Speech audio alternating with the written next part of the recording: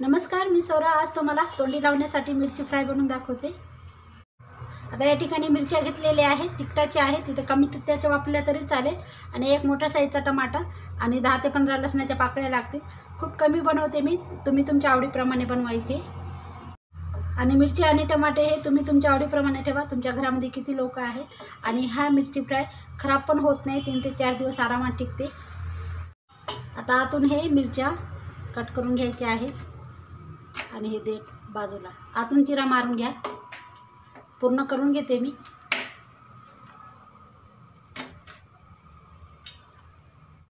आतमधून चिरा मारून घेतलेले आहेत मी. अशा प्रकारे तुकडे करून घ्यायचे नाही मिरचीचे.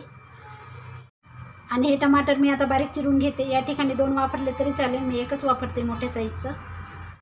टमाटर बघा बारीक चिरून घेतलेला आहे.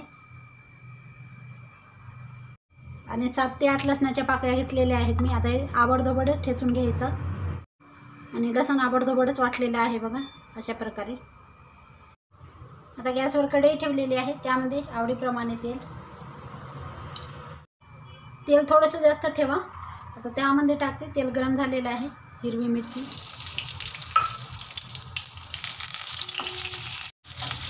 आणि ही मिरची फ्राय करून घ्यायची. यावर असे डाग आले पाहिजे. आणि मिरची आतूनच चिरून घ्यायची, कारण ती अंगावर उडण्याची शक्यता असते. आणि आतून चिरून घेतली म्हणजे ती उडत नाही अंगावर. तर त्यावर टाकते मी लसूण.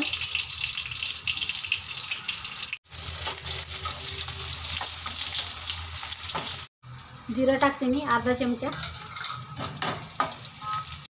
त्यानंतर बारीक चिरून टमाटर. आणि टमाट्यावरच मीठ टाकायचं आहे चवीनुसार, कारण टमाटा हा शिजला जातो. आता हे टमाटे मी शिजून घेते झाकण ठेवून. बघते मी. हे बघा टमाटा छान शिजला गेलेला आहे. किती सॉफ्ट. गळून दाखवते मी अशा प्रकारे. आणि ही मिरची फ्राय जेवणासोबत खूप आवडीने खा. वरण असेल तर खूपच भारी लागते. करून बघा, आवडेल, नक्की आवडेल तुम्हाला. झटपट होणारी आहे. आणि ही मिरची फ्राय 2 ते 3 दिवस आरामात टिकते. पाण्याचा हात नका लावू. आणि थंड झाल्यानंतर फ्रीजमध्ये किंवा बाहेर ठेवली तरी चालेल. फक्त पाण्याची काळजी घ्या, पाण्याचा हात नका लावू. अशा प्रकारे. आणि चवीला आंबट आणि तिखट लागते ही. खूप छान. आवडली असेल तर लाईक करा, शेअर करा, कमेंट करा, सबस्क्राईब करायला विसरू नका चॅनलला नवीन असेल. भेटूया एक अशाच नवीन व्हिडिओ. तोपर्यंत धन्यवाद.